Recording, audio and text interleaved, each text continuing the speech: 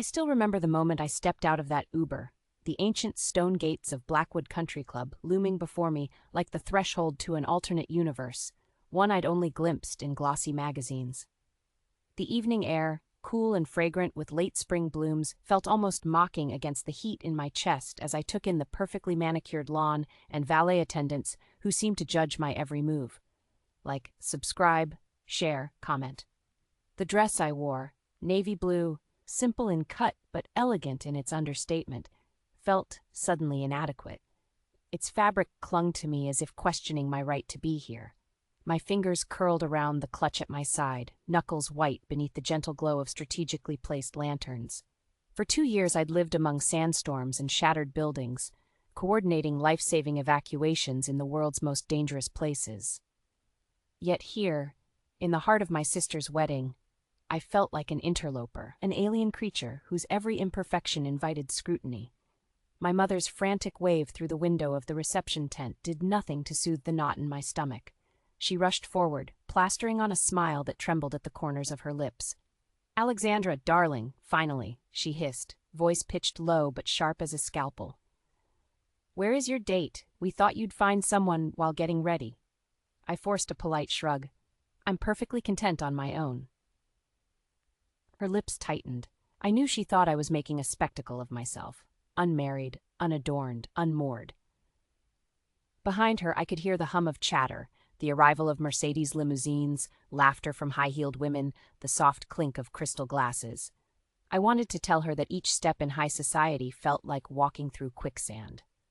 Instead, I brushed past and entered the tent, the cool rush of air-conditioned comfort offering only a fleeting reprieve. Rows of white chairs faced an ornate floral arch, every petal pristine as if imported from some fairy tale realm. I paused at the edge of the aisle, my sleeve brushing delicate lace, and felt the weight of 1,000 judgments settle on my shoulders. The guests, arranged like living portraits, turned in silent appraisal. Timothy's cousins, those polished, poised figures, watched me with expressions that blended curiosity and thinly veiled disdain. "These seats are saved," a blonde woman murmured as I passed, eyes flicking disdainfully over my practical heels. I nodded and continued, mindful of each click of my shoe against the paving stones. I sank into a back row seat, the one designated for the bridesmaid's grandmother, as though I were a distant acquaintance rather than the bride's own flesh and blood. The hush that fell over the garden was punctuated only by the soft rustling of programs and the faint rustle of my dress. In that moment, I thought of the dust-choked streets of Aleppo, of the mothers and children I'd helped evacuate mere weeks before. There, each life was precious. Here, it seemed my very presence was an inconvenience. Then Samantha appeared, radiant in ivory lace, her arm entwined with our father's. She looked, dare I say it, fragile, almost overwhelmed by the grandeur around her. I felt a surge of protectiveness I hadn't expected. Yes, she had chosen this world of gala events and fine china, but she was still my sister. I forced a gentle smile and whispered, "You look breathtaking." Her eyes flickered, surprise, gratitude, and then a pang of sorrow as if she longed to say more, but the weight of tradition held her tongue. "Thank you," she whispered back. "Just try to blend in, okay?" I wanted to remind her that I'd spent years blending in into refugee camps, camouflaged under helmets and bulletproof vests. But I stayed silent, letting the minister's words wash over me. Vows about unity and legacy, about lineage and posterity, felt like daggers dripped in honey. When he spoke of continuing family names and building a future through children, I felt the hush of disapproval press against my ears. 32, unmarried, childless, apparently my greatest sin. My mind wandered to the night before, when I'd thumbed through photos on my phone, children missing limbs but smiling, families reunited under tents, doctors and nurses working 18-hour shifts in blazing heat. Those moments of raw humanity felt more real, more vital than any crystal chandelier or imported rose. A tap on my shoulder pulled me back to the present. Eleanor, Timothy's grandmother, smiled and took the seat beside me. Her eyes, kind and unassuming, offered the first genuine warmth I'd encountered all evening. "I heard about your work," she said softly. "My husband was a Red Cross doctor after Korea. He would have loved to speak with you." Her words were a balm, a reminder that someone here recognized my worth. As we spoke, I caught sight of a distinguished man a few rows ahead, tall, distinguished, watching us with keen interest.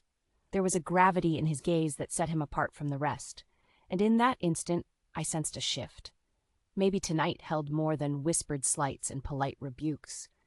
Maybe tonight would reveal that the values worth cherishing weren't measured in bank balances or bridal processions. But first, I had to survive the ceremony. As those last words were spoken, and petals fell like gentle rain around the aisle, I closed my eyes and inhaled deeply, steeling myself for whatever came next, because beneath the veneer of luxury, I carried a purpose forged in chaos, one that no amount of judgment could ever diminish. The flower-lined pathway gave way to the glittering glow of the reception tent, where chandeliers hovered like constellations in a suspended galaxy. My heels clicked against the marble floor as I stepped inside, every sound magnified by the hush of anticipation. Crystal glasses trembled in the hands of well-pressed guests, and the low murmur of polite conversation felt as fragile as spun sugar. I paused under an arch of wisteria and jasmine, scents both intoxicating and unsettling, wondering how I could exist here, between worlds so wildly disparate. Soft piano notes drifted from a distant corner, where a trio of musicians played an arrangement of Clair de Lune. The melody's gentle rise and fall spoke of quiet longing, of half-remembered dreams. It reminded me of nights spent in makeshift clinics under flickering lanterns, lullabies sung by mothers who clutched their children close, even as the guns roared beyond the tent's canvas walls. There, music was a balm for broken souls. Here, it was an ornate garnish atop a banquet of privilege. I navigated through clusters of guests, each conversation a carefully choreographed dance. Compliment exchanged, latest acquisition name-dropped, polite laughter released like a soft echo. I hovered by the champagne fountain, its tears spilling liquid pearls into waiting flutes, and caught a glimpse of the distinguished man from earlier. He stood alone, as if guarding some secret, his posture relaxed but alert. His dark suit clung to him impeccably, and the faint lines at his temples hinted at experiences deeper than any I'd encountered among art patrons and socialites. When his eyes met mine, there was no judgment, only recognition. It felt as if he saw past the fabric of my dress and the walls I'd built, straight to whatever lay beneath. Before I could gather my courage to approach him, my mother swept me aside in a flurry of tulle and pearls. "Alexandra, darling, come meet Uncle Harold," she whispered, her voice both eager and sharp. Uncle Harold was my mother's youngest brother, a man whose stern smile and booming laugh had once filled family dinners when we were girls. I turned to him with a cautious smile, noting the way his eyes softened at the corners when they found mine. "My dear Alex," he began, voice husky with fondness, "I heard about your work overseas. Extraordinary." He clasped both my hands, his grip warm and firm. "Tell me what it's really like." Relief flooded me, warmer than the glow of any chandelier. I led him to a quieter corner, by a window draped in ivory silk that overlooked the gardens. Outside, torches flickered along winding paths, shadows dancing among the roses. I spoke of dusty roads and endless lines of trucks carrying refugees, of scorching days when water was worth more than gold, of nights when rockets trailed through the sky like angry comets. My words painted scenes of heartbreak and triumph, of mothers who loaned me their strength when mine faltered, and children whose laughter ignited hope even in the deepest despair. Uncle Harold listened without interruption. When I finished, he exhaled, eyes shining. "You have a gift, Alex," he said, "a gift for seeing the world with compassion and courage." He paused, as if weighing his next words. "You don't need to shrink yourself to fit in here. The world could use more people like you." His encouragement was a lifeline, a tether to my true self. I realized then how much I'd been dissolving into the expectations around me, this pristine world of satin sashes and toasts, to the point of forgetting my own heartbeat. I straightened, planting my feet firmly beneath me. "Thank you," I said, voice steadier than I'd felt all evening. Across the room, the distinguished man raised his glass in a subtle nod. I felt a ripple of curiosity. Who was he? And why did his presence unsettle me so? Before I could investigate, the music shifted into a lively waltz. Couples swept onto the dance floor, their movements synchronized as if rehearsed for a royal ball. I watched Samantha take Timothy's arm. Her laughter tinkled through the air like silver bells. In that moment, I envied her simplicity, her ability to glide through tradition without question, to find joy in every delicate swirl of tulle. A hand landed gently on my elbow, and I turned to find that man at my side. His voice, when he spoke, was low and rich. "May I have this dance?" I blinked, surprised, and then allowed him to guide me onto the parquet. The violin's first strains pulled me into its embrace, and his hand at the small of my back felt steady, reassuring. As we moved, I noticed the way others parted around us, curious but respectful, as if they sensed we wore no masks. He led me through the steps with effortless grace, each rotation drawing me further from the anxious knot in my chest. "I'm Daniel," he said quietly, eyes never leaving mine. "Daniel Price." I whispered my name, and he smiled, a subtle curve of lips that suggested empathy rather than mere charm. "I've heard about you," he continued, "not just your family's achievements, but your own. The evacuations, the field hospitals, the way you never asked for praise but earned every bit of it." His words were unexpected, humbling.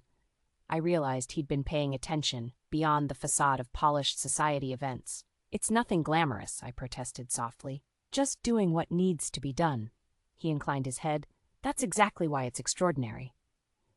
The orchestra lifted to a crescendo, and for a moment, time seemed to bend.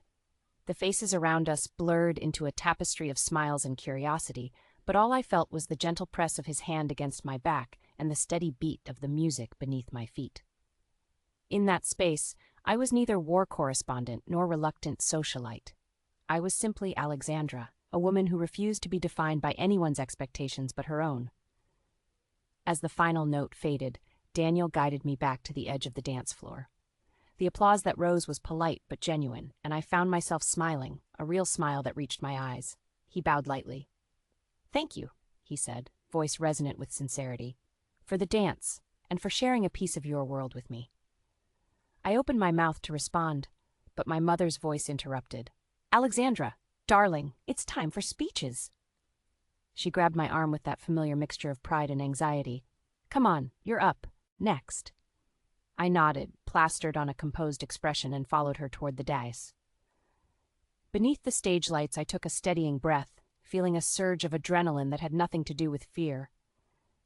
As I adjusted the mic, I caught Samantha's eye, her smile encouraging, tinged with relief that I'd arrived in one piece.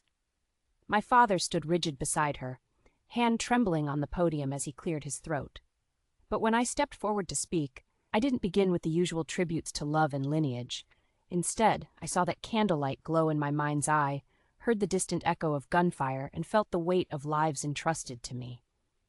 I spoke of courage, not the kind that demands medals, but the quiet bravery of everyday choices. I spoke of compassion that transcends borders and status, of unity built on shared humanity rather than shared blood. And I spoke of family, the family we choose in the midst of chaos, the bonds forged in the heat of struggle, and the love that endures beyond any ballroom. A hush settled over the crowd, more profound than any applause. For a moment, I was no longer a bridesmaid's awkward sister, but a storyteller revealing truths that resonated in every heart. When I finally stepped down, hands trembling not from terror but from the electric thrill of authenticity, I knew the evening had changed, not just for me, but for everyone present. And as the next song began, I searched the crowd and found Daniel watching me, pride and something warmer shining in his eyes. In that instant, I understood that sometimes the greatest transformations happen when we stop conforming and start revealing our true selves. The night air outside the reception tent was cooler now, a soft breeze rustling through the magnolia trees as guests drifted between clusters of laughter and conversation. Yet inside, the energy had shifted. It buzzed with a new, genuine warmth, as if my words had pried open a hidden door within each heart. I slipped away unnoticed, curiosity pulling me toward the veranda where lanterns hung like suspended fireflies, casting a golden haze over the garden's winding pathways. A gentle melody, this time a cello solo, floated through an open window, and I paused to listen. Each note lingered in the air before melting into silence, a poignant reminder that beauty often emerges from stillness. I closed my eyes and let the music wash over me, feeling the tension of the evening unwind. In that breath of calm, I realized how rarely I allowed myself moments of pure presence, untethered from past judgments or future expectations. From the shadows emerged Daniel, his silhouette outlined by lantern light. He approached with careful steps, hands tucked into the pockets of his tailored trousers, demeanor both relaxed and attentive. "I thought I might find you here," he said, voice low enough to carry only on the breeze between us. I offered him a tentative smile. "I needed air." He nodded, understanding more in that simple gesture than many words could convey. "I wanted to thank you again for your speech. You reminded us of what truly matters." His gaze held mine in that still moment, as if inviting me to step further into honesty. I turned to lean on the smooth wooden railing, watching wisps of lantern light dance among the hedges. "I wasn't sure how it would be received," I admitted. "I worried I'd be too raw." "Rawness is what makes it real," he replied. "Perfection can feel hollow, but authenticity, that resonates." He paused, eyes flicking to the sky where stars peeked through drifting clouds. "Tell me more about your work," he urged softly. And so I did. I spoke of the day a hospital convoy was caught in crossfire, the acrid smell of smoke, the frantic shouts, the frantic rush to carry the wounded to the shelter of our makeshift ward. I described how one young boy, no older than 10, gripped my hand with surprising strength as I assured him help was coming. His wide eyes, shimmering with fear and faith, stayed with me long after I'd left the war zone. Each memory tipped the balance of my heart between sorrow and purpose, but speaking them aloud under the gaze of cultivated society felt like liberating a bird from its cage. Daniel listened, completely present, nodding in silent affirmation. When I finished, he took a measured breath and said, "You have a way of weaving hope into the darkest moments. It's rare." Hope. The word felt fragile yet potent, like a single candle flame resisting a storm. I met his gaze and found warmth there, gentle encouragement rather than mere fascination. "It's all I have to offer," I confessed. Before he could reply, a soft chime sounded from the tent's grand clock, striking 10, the signal for dessert. I glanced back at the ornate opening draped in silk, where servers carried trays of gilded pastries and crystal bowls filled with sorbet, the color of dawn. "Shall we?" I asked. He smiled, extending his arm. "Lead the way." Inside, the scene had transformed yet again. Glass tables reflected candlelight, and guests gathered around tiers of petit fours, murmuring delight at flavors that ranged from rosewater macarons to dark chocolate ganache eclairs topped with gold leaf. I accepted a lavender honey panna cotta from a passing server and settled beside Daniel at a small round table draped in ivory linen. We sampled sweetness in companionable silence, each bite a delicate symphony of taste and texture. At last he spoke again. "Alexandra, I've been meaning to ask, where do you see yourself next, after tonight?" I set down my dessert spoon, considering. In the past, I'd answered such questions with lists of assignments and logistics, but tonight called for something different. "I want to build something," I said slowly. "Not just respond to crises, but create lasting support, something that bridges these two worlds I inhabit." I gestured between the crystal chandeliers and the lantern-lit gardens. "A foundation that empowers communities, whether here or halfway across the globe." His eyes lit with interest. "I'd like to help," he said simply. "I have resources, networks that could amplify your work." I felt a surge of gratitude and cautious hope. I'd be honored. Outside, a soft murmur signaled the start of a fireworks display. I rose with Daniel to the terrace, where the velvet sky was soon ablaze with blooms of color, fuchsia petals, emerald sparks, sapphirine trails that arced across the heavens. The guests assembled behind us, oohing and ahhing at the spectacle, but I was transfixed by the shared wonder that glittered in every eye. Daniel slipped an arm around my shoulders, gentle and reassuring. "Moments like these," he murmured, "remind us that light exists even after darkness." I leaned into him, the curve of his presence comforting. "Yes," I whispered, "and sometimes we become that light for others." The final firework exploded in a dazzling chrysanthemum of gold, and the crowd erupted in applause. In that triumphant flash, I felt the convergence of my two worlds, privilege and peril, tradition and transformation, melding into something new. A purpose born of compassion and courage, illuminated by connection. As the embers of light faded against the dark sky, I knew my journey was only beginning. And with allies like Daniel by my side, I was ready to write the next chapter of my story. One defined Not by where I came from, but by the lives I would touch and the hope I would ignite. Dewdrops glistened on the petals of the night-blooming jasmine as the last of the fireworks' echoes faded into the velvet sky. In the gentle afterglow, guests lingered on the terrace, their voices hushed in the soft luminescence of lanterns strung overhead like stars brought to earth. I slipped away from the cluster of admirers and found a narrow stone path leading down toward a secluded koi pond, its surface rippling with the reflections of floating candles. The air smelled of damp earth and wildflowers, an intoxicating contrast to the vanilla and roses of the tent. Daniel followed at a respectful distance, as if sensing my need for solitude. When I reached the pond's edge, I knelt to watch the fish weave through stems of water lotus, their scales shimmering like liquid gold. His footsteps were silent on the flagstones. "I've never seen anything so peaceful," he said softly, standing beside me. "It's like a secret world." I smiled, fingertips brushing a candle's flicker before it drifted into the lotus leaves. When I travel to conflict zones, I often find moments like this, small pockets of serenity amid chaos. It reminds me why I keep going. A memory slipped forward, dawn arriving over a makeshift camp in the desert where exhausted families would gather at a well, trading stories while water dripped into battered metal buckets. Children would laugh at unseen jokes, their innocence a defiant protest against unspeakable suffering. Those moments were fleeting but unforgettable, tiny miracles that fueled me through the darkest days.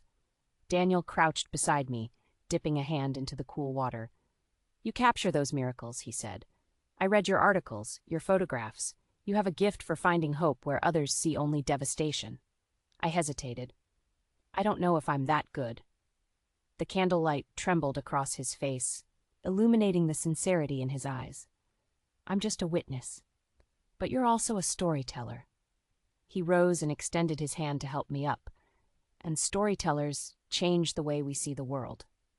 Together we left the pond's hush and retraced our steps to the tent, where the band had shifted to a soulful jazz quartet.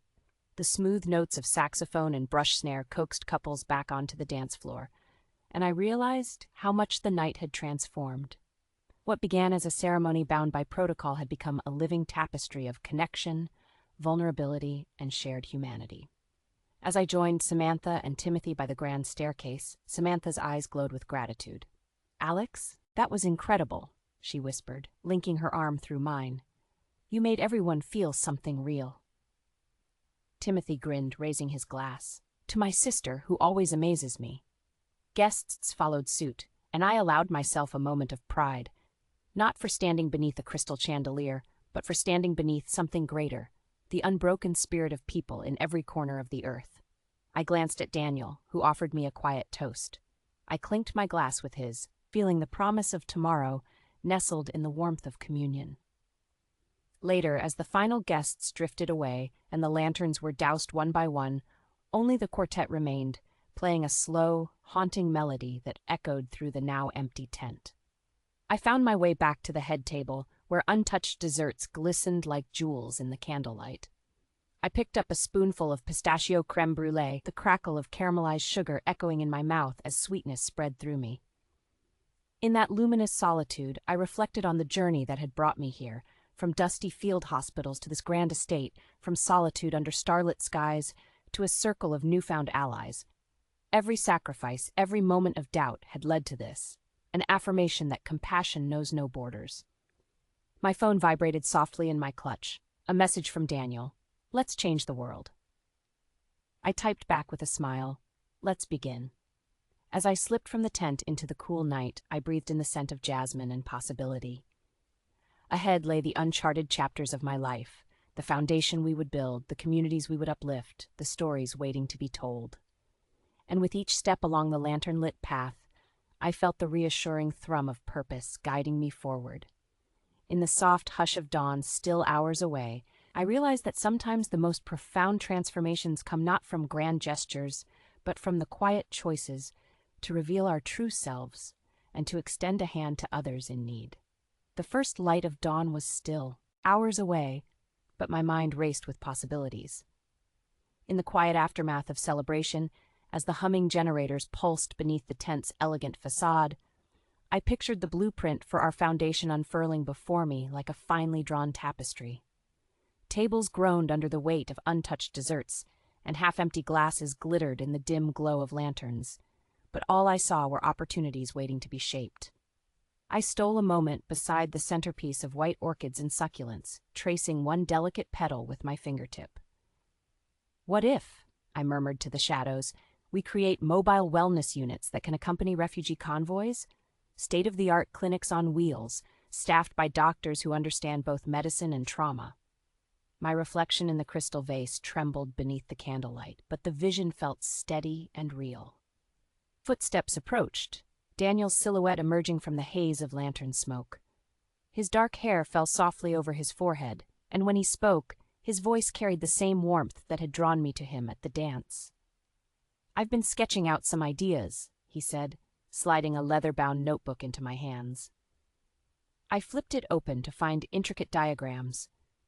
Portable solar panels that could power refrigerators for vaccines, modular tents convertible into surgical suites, digital platforms to connect displaced families. Each page breathed possibility. "I want to integrate local voices," I said, tracing a line that represented rural villages on the outskirts of crisis zones. Community liaisons who can translate more than words, translate culture, hopes, fears. My heart quickened as I described training programs for former aid recipients to become coordinators themselves, ensuring that aid was not a one-way transaction, but a shared journey. He nodded, eyes bright. "With backing from my network, we can pilot this in 2 regions, first in Eastern Europe, then in Southeast Asia. We'll need a board, experts who believe in participatory design. I know people at the World Health Council who'd be interested." As he spoke, the memory of another dawn surfaced. The morning I'd stumbled into a crumbling schoolhouse in Kabul, its walls pockmarked with shrapnel, where children peered at me through windows like curious birds at a stranger. Inside, a makeshift classroom persisted, chalk dust dancing in shafts of light. The teacher, a woman whose name I never learned, had welcomed me with a calm smile despite the chaos outside. That image embodied resilience, and I vowed then that no structure we built would stand without honoring such courage. Drawing breath, I replied, "We'll call it the Aurora Initiative after the dawn that follows every night, no matter how dark." The name felt fitting, a symbol of hope that glimmers on the horizon even when shadows linger. Daniel closed the notebook and secured it with a snap. "Aurora Initiative," he repeated, as if tasting the words. "It's perfect." In that moment, the fading echoes of the reception seemed distant. The laughter and polite murmurs now belonged to a past life, a reminder of where I'd been, not a boundary for where I could go. The world I'd stepped into tonight had granted me more than a single evening's validation. It had offered resources, influence, and perhaps most precious of all, belief. We wandered through the clearing mist toward the koi pond where lanterns still floated among the lilies. The fish stirred as we approached, their scales reflecting a tapestry of fisheye constellations. I took Daniel's arm. "Tomorrow," I said softly, "we draft the charter and reach out to potential allies. I'll handle field logistics. You manage partnerships and funding." He squeezed my hand. "Agreed. And I'll arrange a luncheon in the city. You know, where the ambassadors gather over smoked salmon canapes. Perfect venue to introduce Aurora's mission." I smiled at the thought, reaching into my clutch for my phone.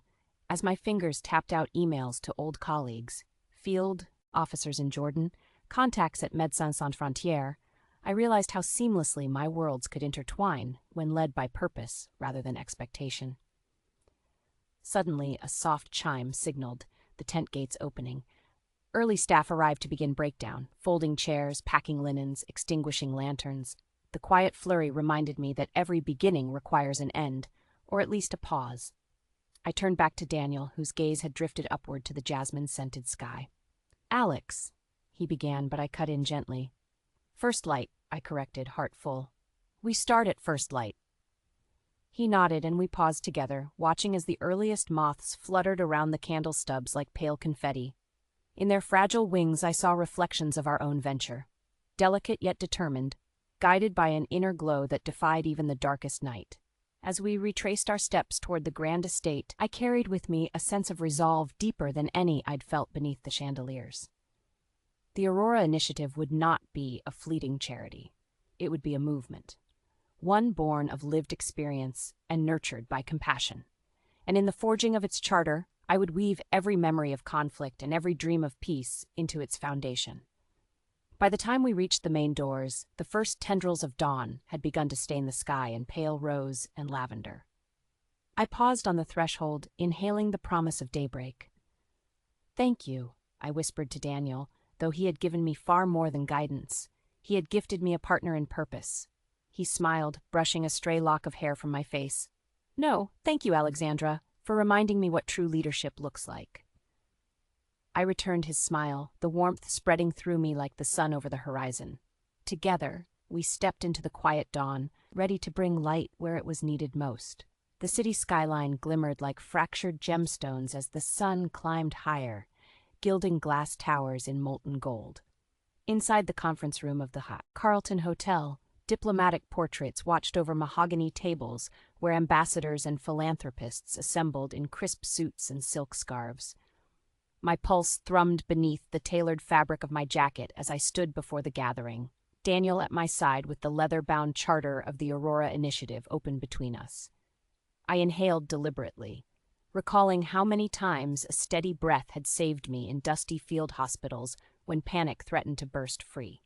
Now I allowed that same calm to flow through me, steadying my voice as I began. "Distinguished guests, thank you for joining us today. We stand at a crossroads where privilege and peril intersect, where the hope we extend can determine whether a child survives, a family perseveres, or an entire community rises from the ashes of conflict." Soft nods rippled through the room. On the screen behind me, a photograph appeared. A tent village at twilight, its occupants huddled around lanterns, the silhouettes of sleeping children lined in neat rows. I pointed to the image.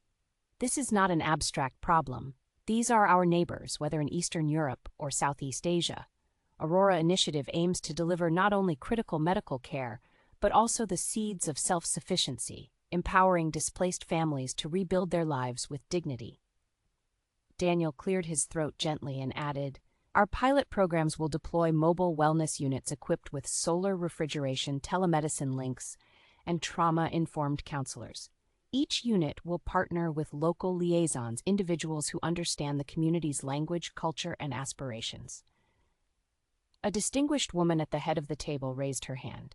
"Funding such an endeavor is ambitious. What assurances can you offer that resources will be efficiently and ethically allocated?" I met her gaze, unflinching. "Transparency and participatory design are our cornerstones. Every grant will be tracked via open-source platforms. Local advisory boards comprising community members and program beneficiaries will oversee operations and ensure that aid reflects actual needs." The woman inclined her head slowly, impressed by the rigor in our plan. Others leaned forward, questions flowing more rapidly now, about logistics, staffing, risk management. Each inquiry gave me an opportunity to reinforce Aurora's commitment to partnership rather than paternalism. By the time the final question was raised, my voice felt warm with conviction rather than tremulous with fear. After the meeting, as handshakes and polite congratulations echoed around us, I slipped into a quiet corridor with Daniel. "That felt alive," I whispered, adrenaline still coursing through my veins. He smiled, the satisfaction in his eyes brighter than any chandelier. "You were extraordinary. You made them see not just a project, but a purpose." We spent the afternoon refining budgets and drafting memoranda of understanding. Outside, the city pulsed with commerce and possibility. Delivery trucks humming, pedestrians weaving through street-side cafes, fountains spraying crystalline arcs into midday light. Yet beneath the hustle, I felt the echo of another landscape, the hollow whisper of a makeshift clinic in a war-torn valley, where my team and I had once fought fatigue and despair to save lives. Those memories fueled my determination that every resource we marshaled here translate directly into relief on the front lines. That evening, we boarded a chartered flight bound for the eastern border, where our first mobile unit was slated to deploy. The cabin lights dimmed as we ascended, and I gazed out at the blanket of clouds below, each one like a small island adrift in an endless sea. Daniel placed a hand on my knee. "Sleep if you can," he murmured kindly. I closed my eyes, but sleep eluded me. Instead, I ran through checklists, visualized supply chains, and imagined the faces of the families we would meet at dawn. When we landed, the air was crisp and tinged with the acrid residue of recent shelling. The makeshift camp stretched across a barren plain, tents pitched in haphazard rows between scorch-marked trees. Children with hollowed cheeks and curious eyes pressed against mesh windows as we approached. Volunteers in blue vests greeted us with hopeful smiles that carried the weight of unspoken stories. I knelt beside a young mother cradling an infant wrapped in threadbare blankets. The baby's lips were cracked, eyes fluttering with dehydration. I reached into my kit, offering electrolyte solution with a gentle tone. "You're safe now. We're here to help." The mother's tears glistened in the morning light as she thanked me. Around us, murmurs of relief rippled through the camp. Daniel activated the portable solar array with a practiced flourish, and its panels sprang to life, funneling sunlight into batteries that hummed softly. Nearby, a tablet linked to our telemedicine hub buzzed as the first patient files synced. We had done it. Bridged worlds in a single motion from polished boardroom to battered planes. All day, we treated dehydration, administered vaccines, and held the hands of children who clung to hope like a precious talisman. We trained local liaisons to operate the equipment, their eyes bright with newfound possibility. As dusk settled, I stood by a field lantern, watching as volunteers converted a shipping container into a temporary pharmacy, its shelves illuminated with organized rows of life-saving medicine. A volunteer named Nadia approached, her voice steady despite exhaustion. "Your foundation gave us more than aid," she said quietly. "You showed us respect." Her words struck me with the force of a tidal wave. In that moment, I understood that every late night, every tempering of doubt had led me here, not to be applauded under chandeliers, but to kneel in the dust and witness the spark of resilience in human eyes. That night, as I settled into a cot inside the mobile clinic, I reviewed the day's data and drafted notes for our next expansion, streamlining supply routes, improving patient intake protocols, scaling training modules. The hum of the generator was a lullaby of purpose, and I drifted into sleep with the soft glow of our lanterns dancing on the tent walls. Tomorrow we would move further into the countryside. We would meet more mothers, more children, and more stories that needed telling.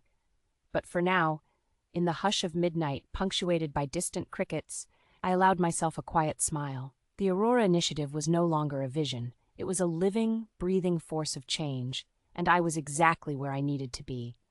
The dawn light seeped through the tent's flap like a promise, painting the canvas in soft hues of rose and amber. I stirred from a deep sleep, the kind earned only after a day spent chasing purpose across dusty plains.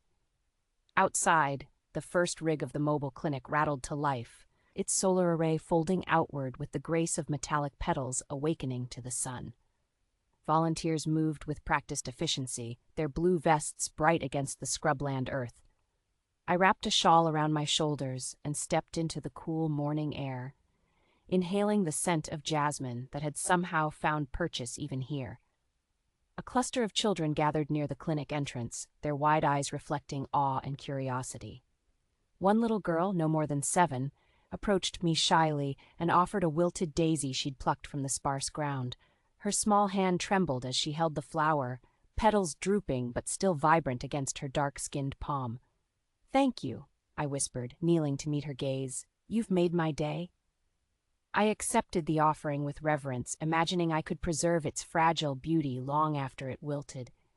She smiled, a flicker of pride shining through uncertainty, and scampered back to join her siblings. Inside the clinic, the hum of activity pulsed like a lifeline.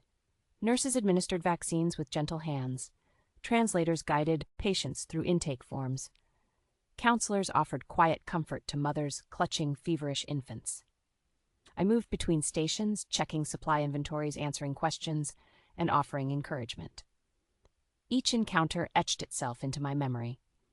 The man who arrived with a dislocated elbow from lifting debris after a recent shelling, the elderly grandmother whose cataracts were corrected with a single procedure, the teenager whose counseling session revealed trauma so deep he'd stopped speaking entirely, until a volunteer coaxed the first words of his own name from trembling lips.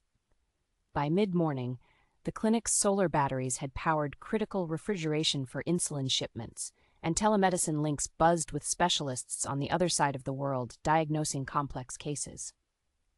I watched a dermatologist in Berlin advise a local nurse on treating severe burns. The nurse's eager questions and the specialist's calm explanations created a bridge of expertise I could never have built alone. In that virtual exchange, I saw the essence of Aurora Initiative's mission unfold, harnessing technology, local talent, and global goodwill to heal wounds both visible and unseen. A sudden flurry at the intake tent drew my attention. A young mother arrived, carrying her toddler on one hip, red-eyed and frantic. The boy's breathing was labored, chest rising and falling in rapid stutters. Instinct took over. I sprinted to her side, guiding her toward the emergency station while signaling the medical team. Within moments, paramedics had the boy on a makeshift gurney, administering nebulized treatment as his mother wept relief.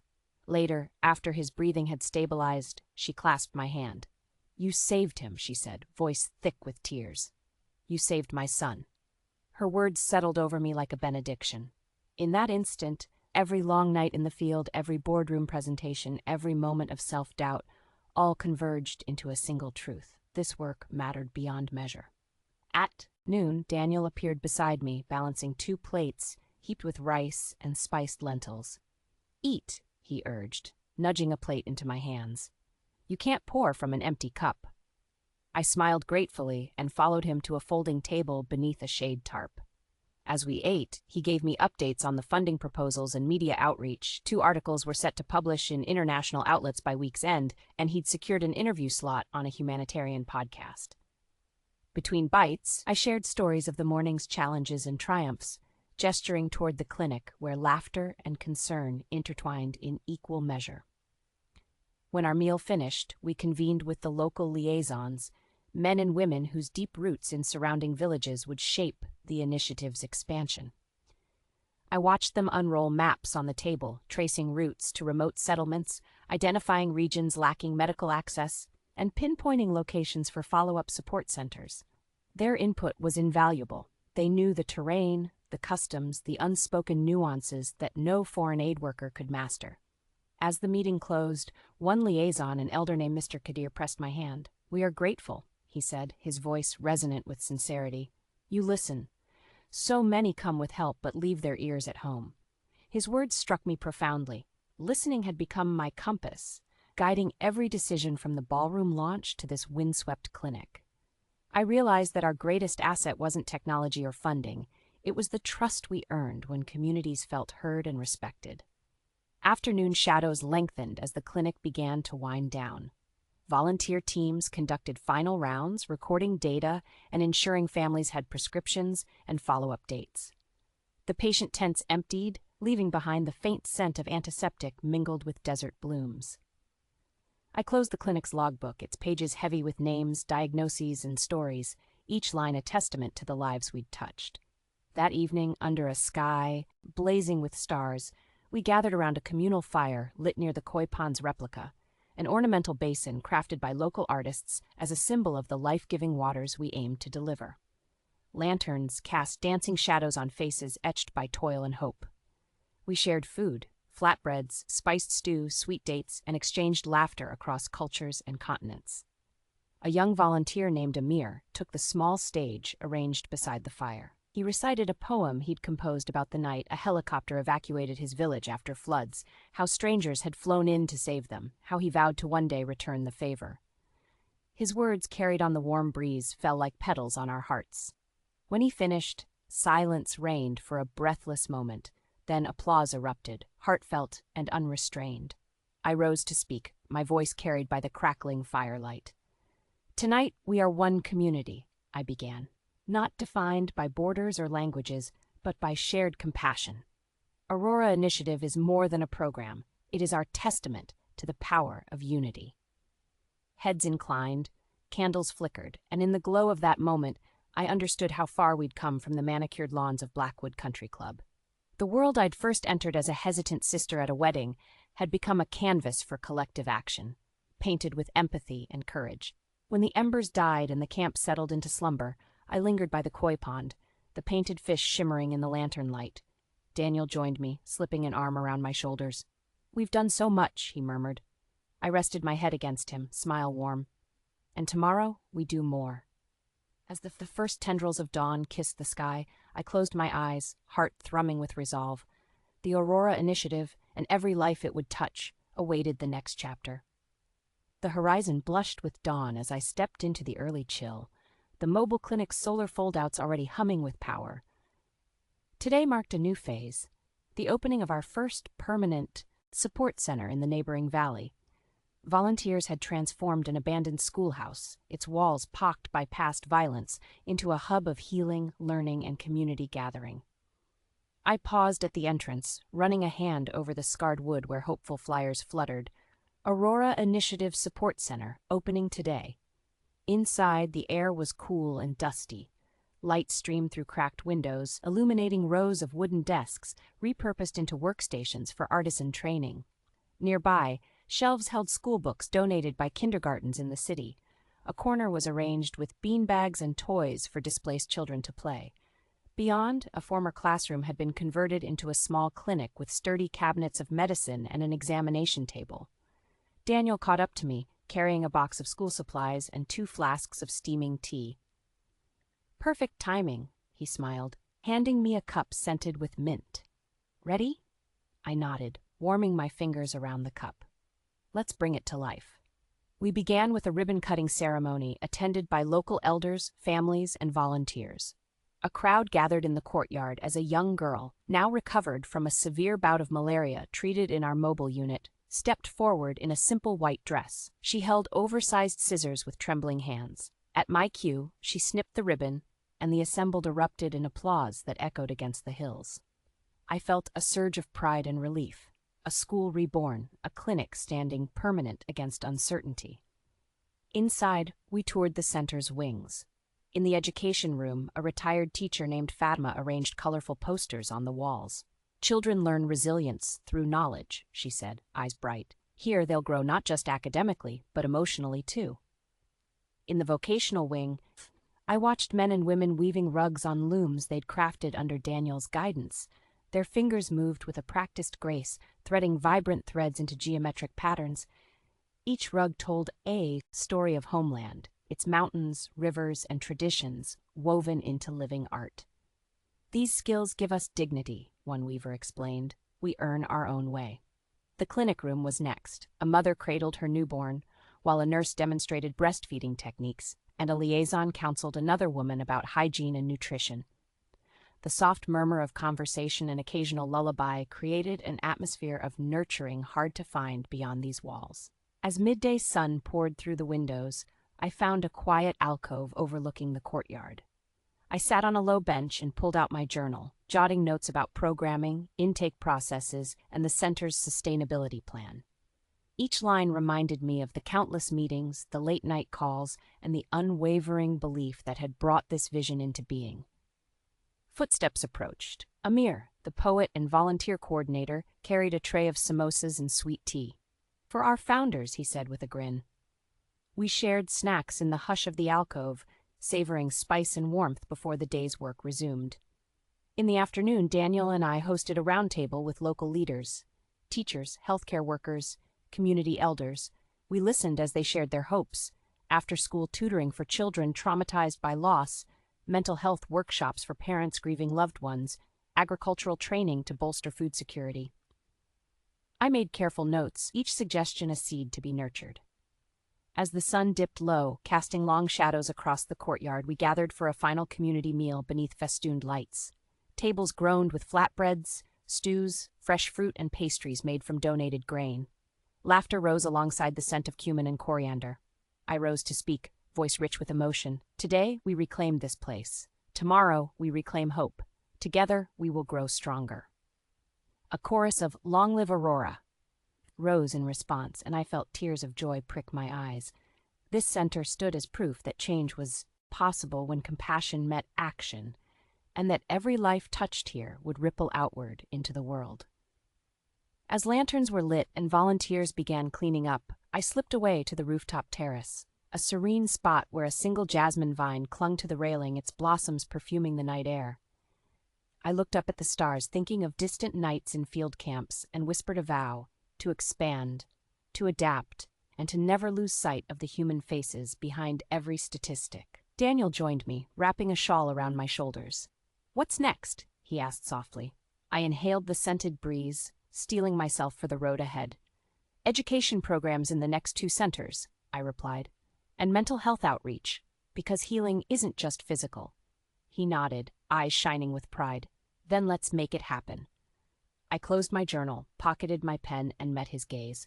In that quiet moment, the weight of all we'd built settled around us, not as a burden, but as a mantle of honor.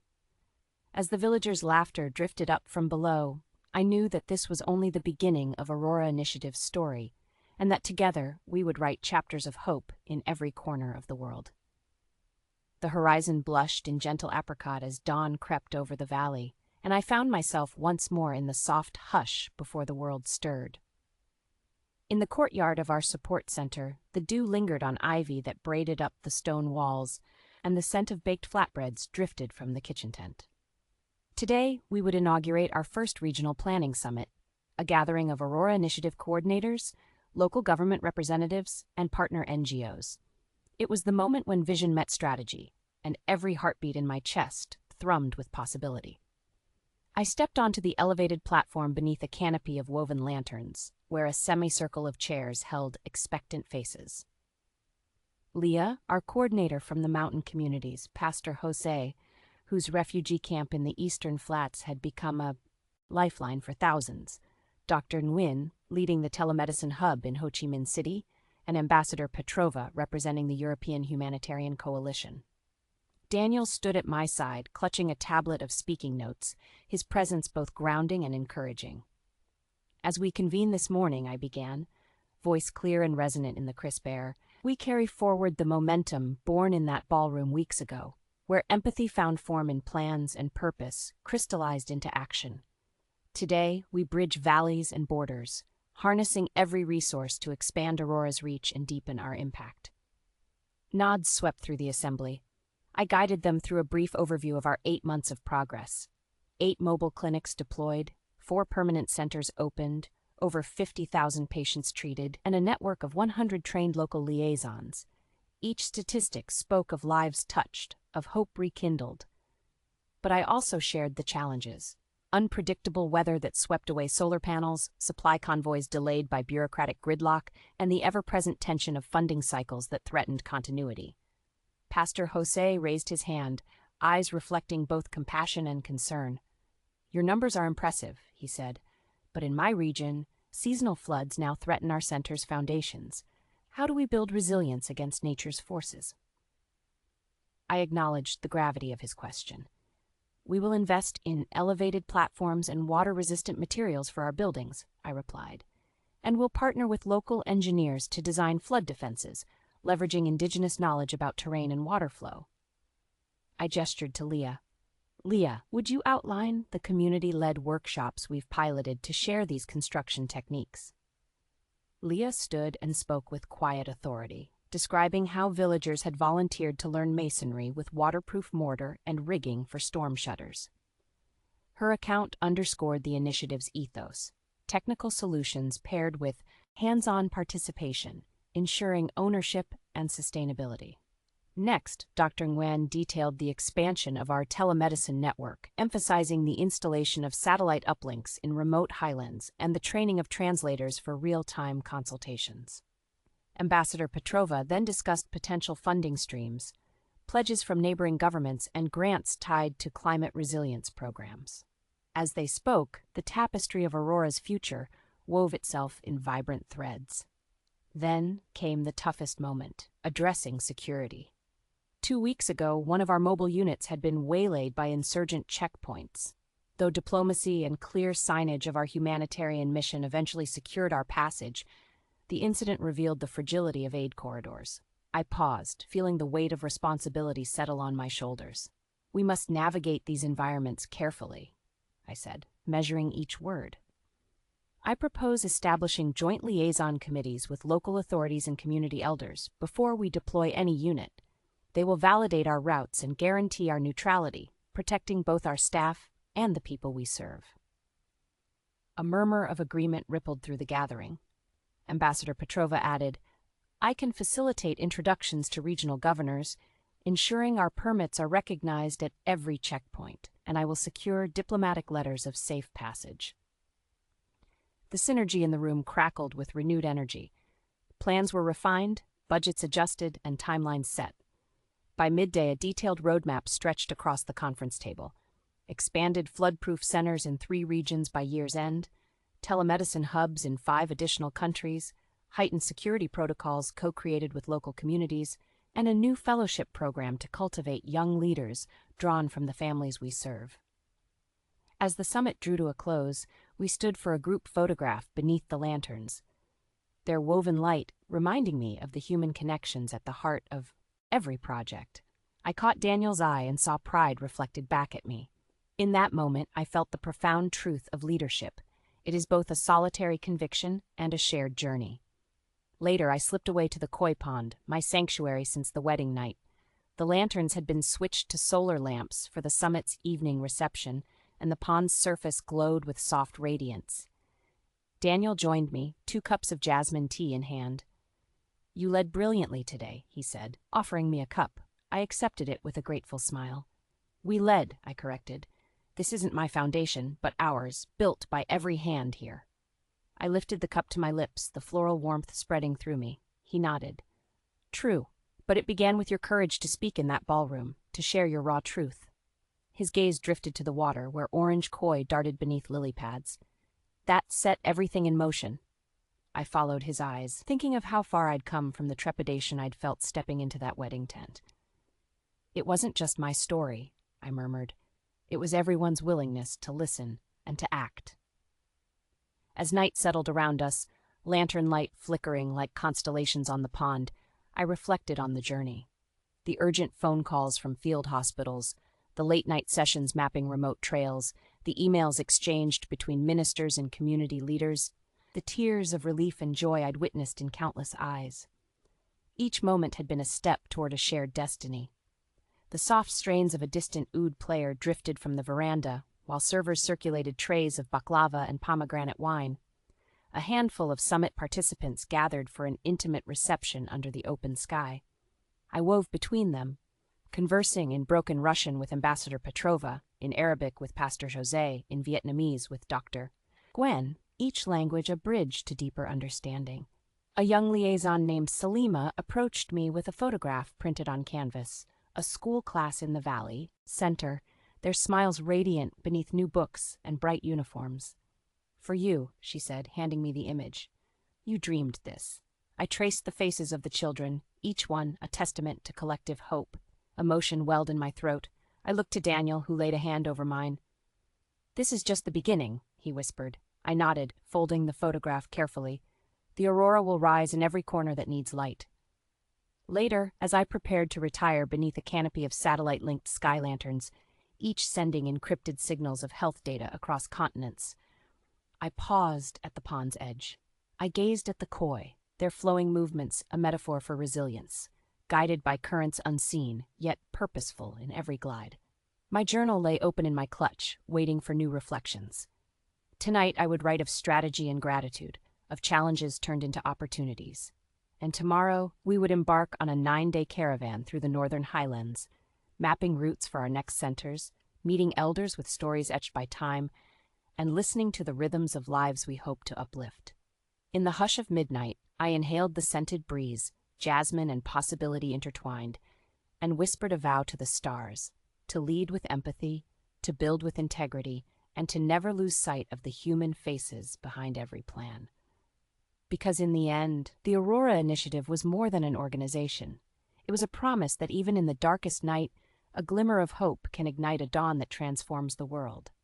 The morning sun filtered through swirling mists as our caravan, 2 SUVs loaded with supplies and a convoy of volunteers, rolled onto the narrow mountain pass. Jagged peaks rose like silent sentinels against the sky, their snow-capped summits wreathed in clouds. I stood in the back of the lead vehicle, wind tugging at my hair as Leah pointed out small hamlets tucked into the valleys below. "These communities rely on shepherding and wild harvested herbs," she explained. Their isolation kept them safe for years, but climate changes and conflicts have torn through their defenses. We stopped at each village, setting up pop-up clinics in schoolhouses and community halls. Children gathered with shy curiosity. Elders emerged from stone cottages, eyes narrowed at first, then softening when Leah greeted them in the local dialect. I watched as volunteers unloaded equipment, portable ultrasound devices, stethoscopes, carefully packed backpacks of medical kits. At one stop, a teacher beamed when she saw boxes of textbooks, hand-picked for age-appropriate reading levels, and children at her side cried out in delight. By midday, a gentle drizzle had begun, turning dust into mud underfoot. We pressed on to the highest settlement, a cluster of mud brick homes perched on a ledge overlooking a ravine. The journey had taken hours, but the villagers waited patiently, their resilience as rock-steady as the mountains themselves. I stepped forward to speak, voice carrying over the rain's patter. Aurora Initiative is here to support your health, education, and livelihoods. We will listen to your needs and build solutions together. A tall man in a woolen hat stepped out, a village elder named Khan. His lined face held the wisdom of decades. He gestured for us to follow him indoors, where a hearth crackled with pine logs and the scent of brewing tea filled the air. Over steaming cups, he laid out the village's concerns: the crumbling state of their clinic, lack of clean water sources, and the need for vocational training beyond traditional crafts to adapt to changing markets. I nodded, translating his words into proposals on my tablet. We'll reinforce your clinic's foundation, install a gravity-fed water filtration system, and introduce workshops in ecotourism and sustainable herding practices, I said. His eyes flickered with cautious hope. And we'll hire and train community members to manage these projects. No outsiders taking over, I added, recalling Kadir's lesson about listening. The elder's slow grin broke like sunrise. You honor our ways, he said, in accented English. Then we will honor yours. He led us to a stone altar outside, performed a simple ritual of blessing, hands pressed to hearts, heads bowed in respect to land and guest alike. As the rain subsided, our team set to work. Engineers assessed the clinic's structural supports, drill teams began sinking posts for the filtration system, and I joined Leah in mapping routes for future educational outreach. Volunteers guided children in basic hygiene demonstrations, singing improvised songs to help remember hand-washing steps. Laughter echoed through the stone corridors, turning sterile spaces into lively centers of community. By late afternoon, I slipped away to a rocky overlook where prayer flags fluttered in the breeze. I closed my eyes, feeling the pull of the earth beneath me, its raw strength, its fragility. Memories of boardrooms and mask-clad hospital hallways melded here in the highlands, reminding me that purpose transcends place. Daniel joined me, offering a mug of hot tea. "How are you holding up?" he asked gently. I exhaled, warmth spreading through me. Everywhere we go, I see the same spark, people who want to thrive, not just survive. I sipped the tea, its smoky sweetness grounding me in the moment. It's humbling. He nodded, gazing at the flags above. And inspiring. This work, it changes us as much as them. We spent the evening with villagers around a communal fire, sharing stories between raindrips and embers. They sang traditional songs in their guttural dialect. We responded with gentle renditions of lullabies in broken phrases. Toward nightfall, the elder presented me with a hand-woven sash, a symbol of welcome and gratitude. I tied it around my shoulders, its vibrant threads a testament to shared futures. As we prepared to depart at first light, I knelt beside the clinch-packed path and set a small marker stone engraved with the Aurora sunburst emblem. "For guidance," I whispered. "May this remind travelers of the promise we carry."